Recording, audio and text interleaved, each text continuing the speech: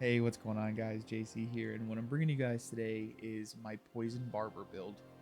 So, pre 111, I was using Creeping Death, and Poison just felt really, really strong. You get a bunch of extra damage reduction out of it.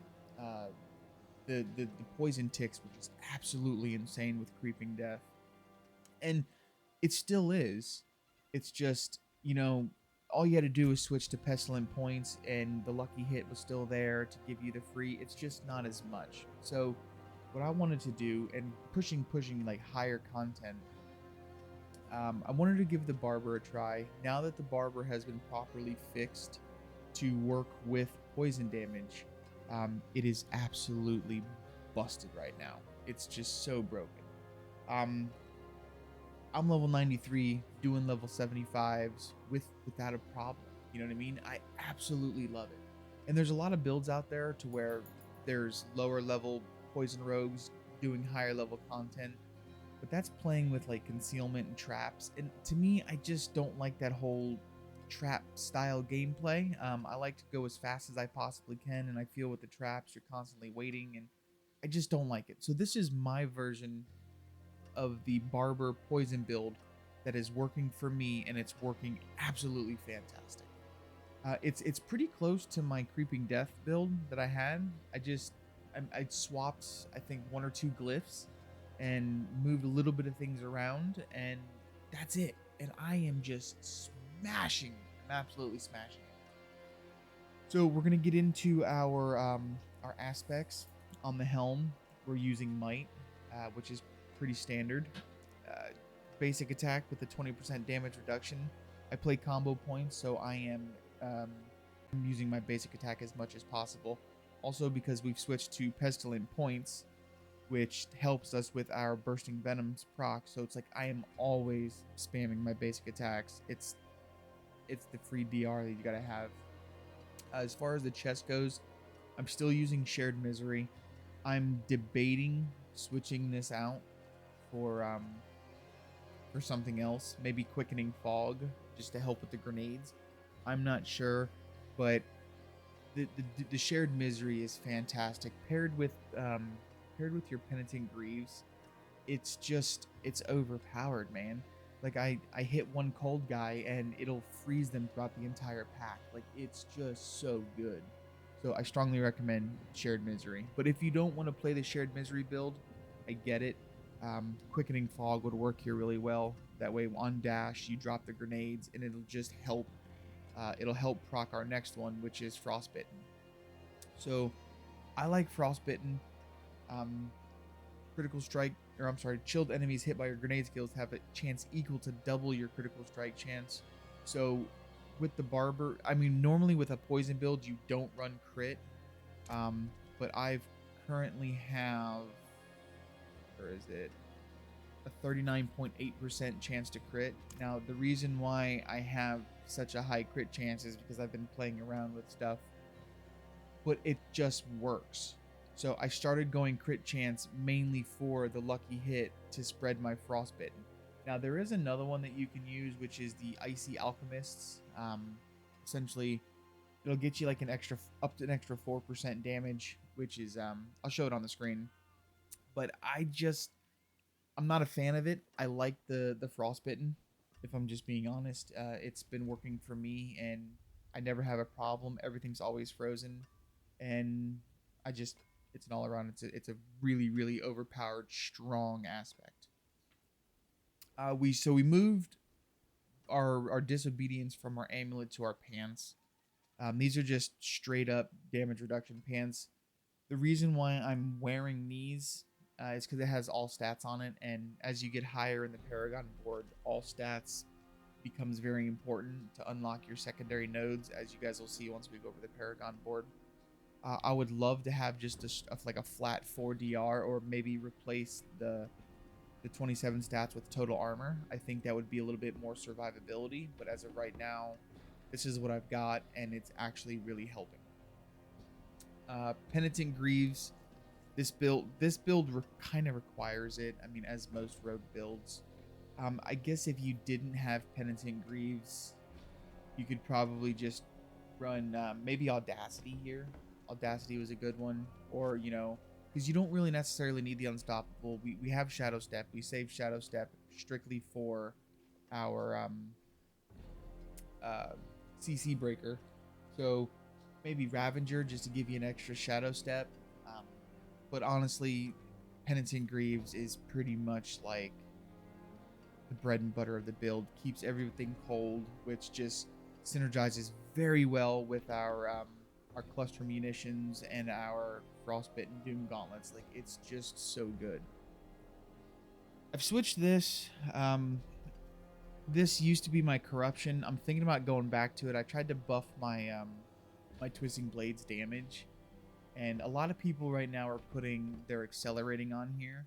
I feel that I don't need my accelerating on here, that I would rather just buff the damage that's being absorbed into the target for my barber explosions. If I was running creeping death, I would have kept corruption here, but when I'm trying to suck in as much damage as I possibly could in a short amount of time, I want as much damage I can from twisting blades. So Blade Dancers goes here, and it's worked fine for me so far. We've moved momentum. I'm sorry, Stolen Vigor. We've moved that to our amulet just for the extra passive healing. So at 3 stacks, just say 500. So we got 1497 healing per second, which is just absolutely massive. It's so needed. I've seen builds trying to run without it, and I just don't understand how they do it. Maybe this is my safety net, but I feel with the siphoning strikes nerf and the fact that I don't want to have to sit there and spam and rely on the lucky hit for just a heal. This is just absolutely massive. It's absolutely massive. In our heart, we're running the brutal heart. We could care less about the secondary, but 18.5% damage reduction is just free DR. I would like to find a 20%. I just haven't yet. Moving on to our first ring. This ring isn't the greatest. I would love to replace this ring. I'd like to get more like critical strike damage, or maybe some. I would love max life on this ring. Maybe some resource cooldown reduction. But we're using pestilent points here. This is a must now. So prior to 111, you didn't have to use pestilent points, but this is a must. And paired with our attack speed, that's why we're using combo points. It helps us guarantee our bursting venoms procs to give us our free poison imbuements. And if you play it right, if you play it around, you take your time, even without the procs, because the proc rate has went down significantly. Even without the procs, you still clear just fine. You find out, like, you come to find, like, on the bosses it seems to proc a lot, but in my opinion, if you've seen from the gameplay, I jump around so much that I really don't have time to sit there and proc it anyways. So it's like, it's nice, but I don't think it's a game changer if you don't get the procs, every other pack or every pack. I don't think it's a game changer. This just helps on the boss fights, the prolonged fights, where we're just sitting there attacking the same target. We're not really moving much. This is really good. If you don't necessarily care about the procs and getting the free ones and just kind of relying on your twisting blades ones, definitely put corruption here. I think corruption would probably be better because it's an extra 40% damage. And now that the barber actually absorbs our poison damage as explosive damage, it's beneficial. I just have this because I'm pushing harder content and I need to try and get as much crap as I want. Now, if I was just to be farming stuff, I'd probably go corruption instead of the pestilent point. Using cluster munitions as well. And then, of course, bursting venoms, you need it. In our wrathful heart, we're using the barber. So there's been a lot of talk between a 4-second barber and a 2-second barber. And the best way that I can explain this is neither one is better than the other. They both have their own purpose. So if you're pushing really hard content, I would probably say you want closer to a 4%. You're just basically what you're doing is you're letting it absorb much more damage for bigger blowups. And then if you're just like farming content, 2 seconds is perfect because you're way over leveled and you're just blowing stuff up. So I like to find the happy medium. I've played with a 2.7. I've played with a 3.2. I kind of feel 2.9 just works for me. I've got a few of them. So kind of just play with what works for you. That's the best way I can tell you. The very first barber I ever got was a 4-second, and I absolutely hated it because I was trying to like play content that was easier for me. So I just felt like I was like, dude, this is slow as hell. But once I started pushing on harder content, I was like, okay, the 4 seconds makes sense. So what I like to do is I like to find a happy medium. Like I said, anywhere between like 2.7 and 3.2 seem to really work well for this build. That's not to say that a 2-second or a 4-second won't work. I think that happy medium is what we need. Moving into our abilities, we'll go over the skill tree real quick. A whole lot hasn't changed. We've made a few changes. So, of course, fundamental puncture. We're going into advanced twisting blades. This is just to kind of help with the cooldown reduction of our poison imbuement, just for when it does help. Normally, I would run the dazed, but for right now, we're just running advanced twisting blades. Going 3-3 into sturdy. Like I said, I want to go into siphoning strikes. I just don't have enough talent points, and I could probably sacrifice something, but I like the way I've got it set. So we're going into Shadow Step just for a CC breaker. 3-3 weapon mastery, of course. I like playing dash. A lot of these high-end builds don't have dash, and I just can't play without dash. I think hitting a target, dashing through, just gets you chunkier, bigger twisting blades. You know what I mean? So that's just more barber explosions. 1 in concussive, 1 in trick attacks, just for the extra knockdown in the daze. I go into Dark Shroud and I go into Subverting, and the reason being is because I like the movement speed and I like that extra. What is this? 8%. So that's an extra 40% damage reduction. You know, on an 18-second cooldown, you just use it. I don't like relying on Umbrus. Again, I'm trying to minimize the stuff that I have to rely on for lucky hits. It's bad enough that we have so much. So I like speccing into to Dark Shroud. This is optional. If you'd want to not spec into Dark Shroud, and then you can put these 3 points into your grenade, and then you come over here to countering smoke grenade, totally acceptable. I've tried both. I like this. And a lot of poison traps are using, a lot of poison builds, I should say, are using poison trap, and I'm just not a fan. I've tried the whole concealment poison trap thing, and I just don't like that playstyle. Like I said, I like to jump around, I like to move, I like to be fast, I like to be mobile, because that's what a rogue is supposed to be. They're supposed to be fast, agile, jumping around, not having to go into stealth and wait every pull, and I don't like it. It doesn't work for me. 3-3 as always. So this is where we've kind of changed up just a little bit. We've taken our points out of our lucky hit, and we've put them into consuming shadows. This completely negates the effect of needing Umbral. You don't need Umbral anymore. You don't need resource regeneration. You don't need none of that, because you're blowing stuff up at such a fast rate that your energy bar just stays full, and it's fantastic. Of course, we're going all into Poison Imbuement. We're going into Blended for that extra 75% chance. Deadly Venom just to unlock our debilitating toxins. This is so good. So now that, like I said, the Barber works with poison, this is just an extra 15% damage reduction. Flat. Like, it's just so good. Coming down to our Alchemical Advantage, this is really good as well. You cast a Poison Blade, you lunge on through, you've got 15% attack speed. It's awesome. It doesn't really help against the bosses, if I'm being honest. I mean, because it's only 1% attack speed. But for general clearing speeds, this is great. We go into Frigid Finesse. Of course, I have 3 on my amulet. I would definitely recommend trying to get 3 to your amulet.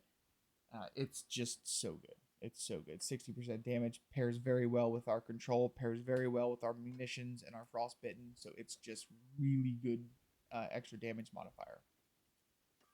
Innervation, 30% just to gain up 8 energy. Like it's just a little bit of extra help. I could probably get rid of these points now and put these somewhere else. But this helps against the boss because with boss fights you're not blowing up. You're not clearing the trash packs. So this really helps with the boss fights. And then 1 into adrenaline rush, 3 into haste, and then we go into momentum. So not a whole lot has changed, but just slight changes. So our Paragon board has changed up just a little bit. We've swapped to efficiency. We used to have, I think it was versatility here, so we've moved our efficiency around. We've also swapped our glyph order.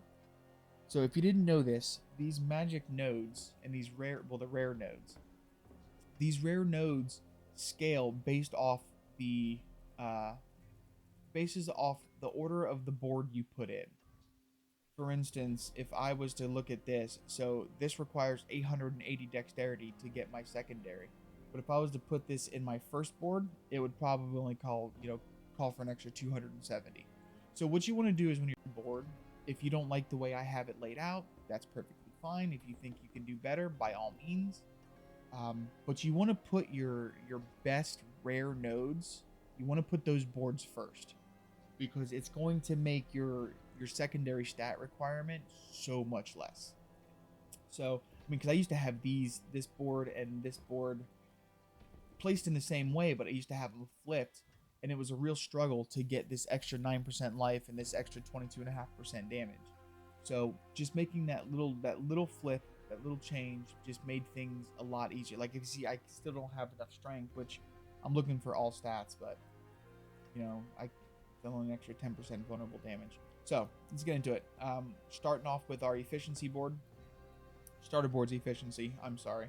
I've recently made this change come down, trying to grab as much life as I can because these guys in 75 plus hit really hard. We're coming up into our cunning stratagem board.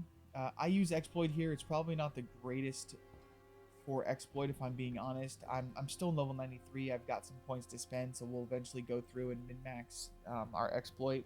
I will have a D4 planner up for this so you guys can see like the fully built board.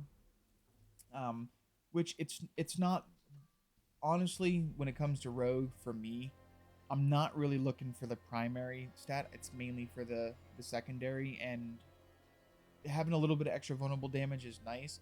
I don't need it right now, if I'm being honest. I just blow stuff up. Now that it sucks with the poison, it just works well. So this, you need exploit. I put exploit in my second board just so I can get it as quick as possible. We come over to our cheap shot board. Swing down, we're going to grab the node. This is where our closer is. As you can see, we go up and we go down. We're going to go down first into our no witness board. This is where our diminish goes. Very, very, very strong glyph. That's how we get to essentially double these. So we get 18% maximum life here, and then 45% damage. It's mental. So diminish is a really, really, really strong glyph. And it's best used on the best board, and in my opinion, this is one of the best boards because it's got survivability and it's got damage. So then we come up to our exploit weakness board. This is where we're putting our control glyph. Again, extra 20% damage to frozen enemies, plus our frigid finesse is 60%, plus our gloves is 25%. So it's like we're getting over 100% damage just for the fact that they're frozen, on top of the 145 from crown controlled. So it's just absolutely insane. So then we come back down, and we're going to swing over here into our last board, which is our Eldritch Bounty board. Very, very strong board in terms of imbuements. So we come down here, we put our turf glyph, and I have enough points, you'll see in the fully built board, to come up here and to grab these nodes. So this is just buffing our non-physical damage, and so this board helps with the bursting venoms procs. If you're not getting the procs, this board is going to help. There's a lot of imbuement skill cooldown reduction, which is really nice, and then we get our imbuement damage, which is our barber damage, and just our flat out poison damage. So this is going to be really good. Can't wait to get this board filled out. And that's about it. So it's a 6 glyph board. I see a lot of builds with 7 glyphs. I don't necessarily. I feel like when you go for 7 glyphs aren't that great, to be honest with you. And I feel like when you go for 7 glyphs, you're really missing out on a lot of the rare nodes that are there. Because eventually, once my board is fully built, this pathing is going to change. I'm going to come down here and I'm going to grab this extra 30% to crowd control. So I've got a maximized board already. I'll have a D4 planner for you guys to see that. But I feel like when you try and grab 7 glyphs, you're almost getting a little too greedy and you're missing out on some really good rare nodes. But that's just my opinion. And that's pretty much it. I really hope you guys enjoyed this video. The Poison Barber it's insane, and I don't want to admit it. I didn't want to play with the Barber. I really wish Creeping Death would have kind of scaled, because I've gotten into like way higher keys. I just don't think it does enough damage, especially with my Bursting Venom procs nowhere near as much as it was. It's just not scaling. And now that the poison works with the Barber, it's just so good. We're getting that extra damage reduction from the poison build, but all of our subsequent poison damage is actually being absorbed into this heart as well as the critical strike. So it's just absolute. And that's my build, guys. Feel free to let me know if you guys think there's some changes that you can make. Put your suggestions down there. I really enjoy looking at other people's ideas and seeing what other people have come up with. And I would love to hear any feedback, whether it's positive or negative. But I really appreciate your time for watching, and I hope you guys have a good day.